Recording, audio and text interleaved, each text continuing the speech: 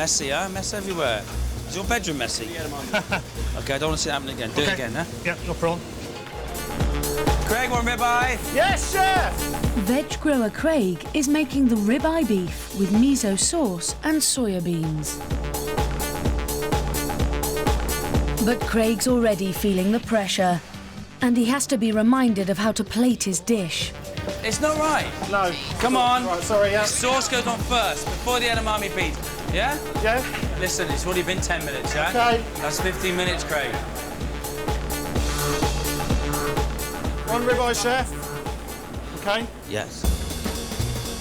Order 2 lemon sole. Yes, chef. Across the kitchen, electrician Paul is looking after the lemon sole tempura with orange ponzu sauce.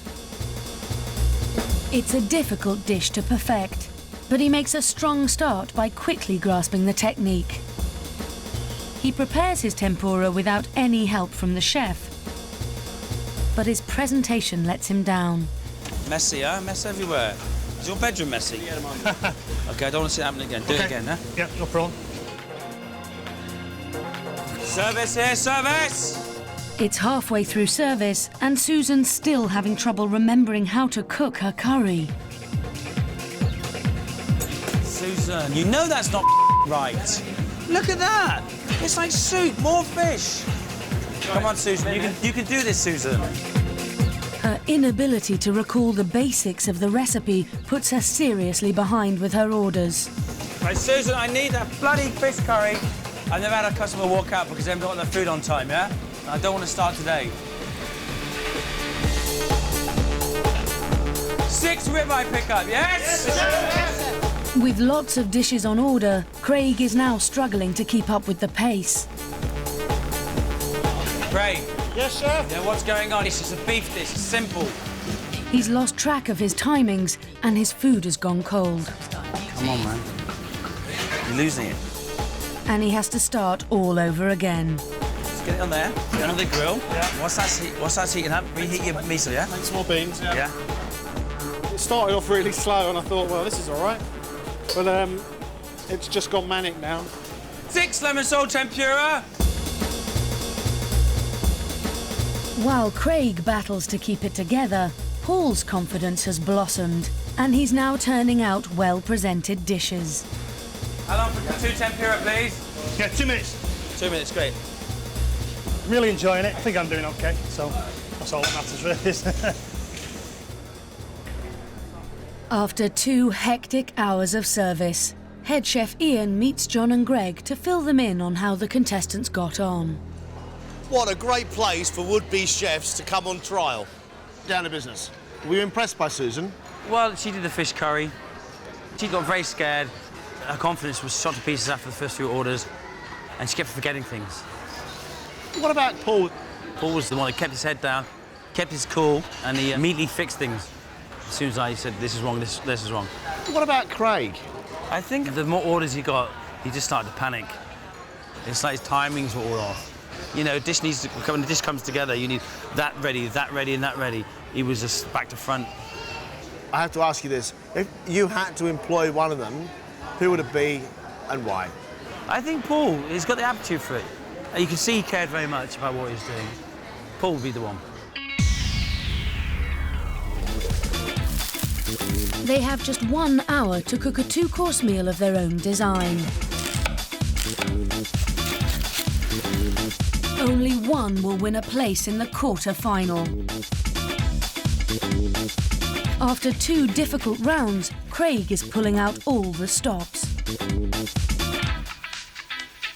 It's a roast stuffed monkfish, stuffed with peppers, anchovy, preserved lemon, sun-dried tomatoes with a drizzle of saffron water across the top. You are playing with extraordinary flavours. It's a risk. I could quite easily make it too salty and you'll hate it. We'll just have to see how we get on. It's competition, you've got to take some risks, don't you? Yeah. The problem he's got here is he wants to show off some cookery skill, but has he got flavours that will be sympathetic to those beautiful fish?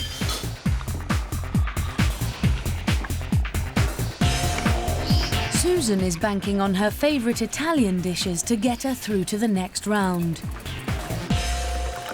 What are you making for us? Porcini risotto and amaretto and strawberries and sabaglione. Is a risotto enough to get you into a quarter-final? Well, that's for you to decide, isn't it? Susan's menu is so very simple. It has to be perfect. It has to be perfect.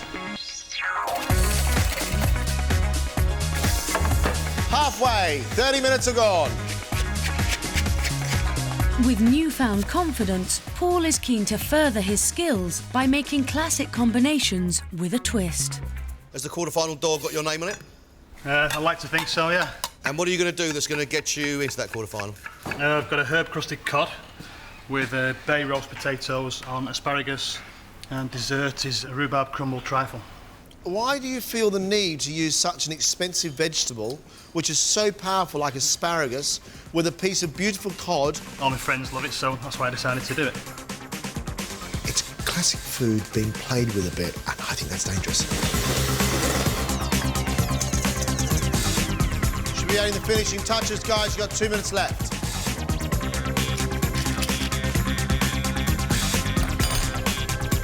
Time's up.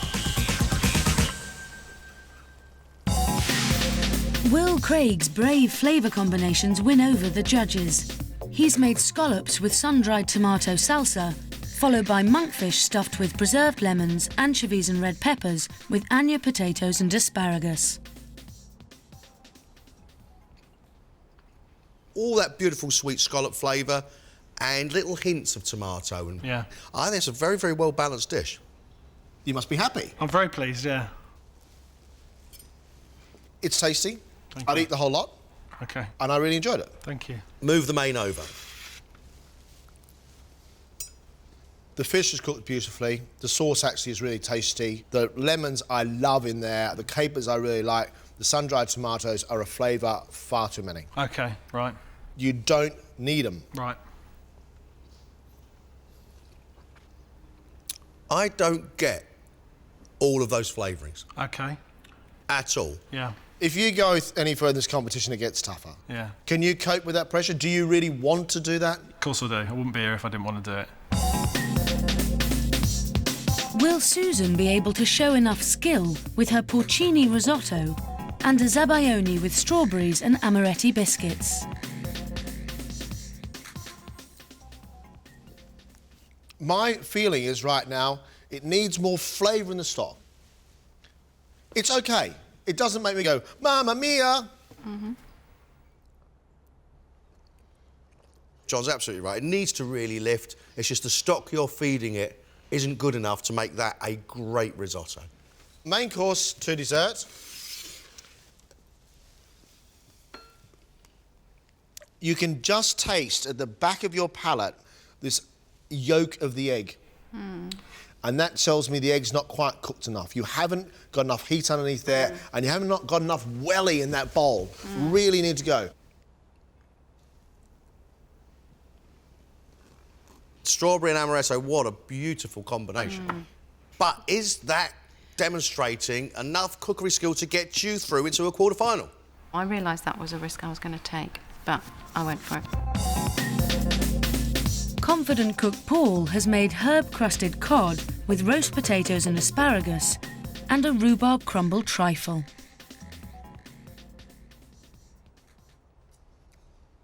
I get beautiful rich asparagus. I get lovely butter sauce. I get a really nice bit of potato, and I get that lovely texture of the crust on top of that cod. Asparagus is perfectly in season at the moment. It's such a luxury item, I think it should be left to just stand alone. I think you've got some nice ideas, and I think you cook quite well. This is not a great dish. This is just component bits that have been cooked well. All right, OK. Bring in pud. You can often see someone's personality in their food. Yeah. You're a big guy. I reckon we have got 2 kilos of dessert here. I mean, that is an enormous amount of pudding.